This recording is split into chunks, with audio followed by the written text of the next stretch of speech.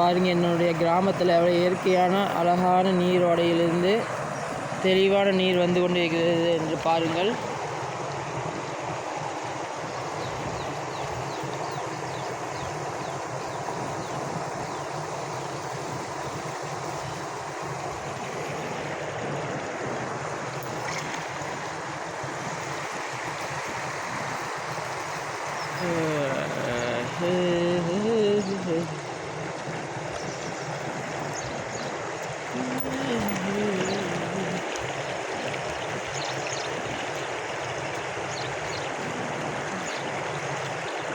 நான், சித்தன், பூஜி, பிளாக்கி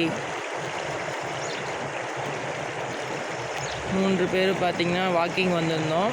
அப்போ டெய்லியும் இந்த வழியத்தான் நாங்கள் டெய்லி வருவோம். டெய்லி நீரோடைகளை பார்ப்போம்.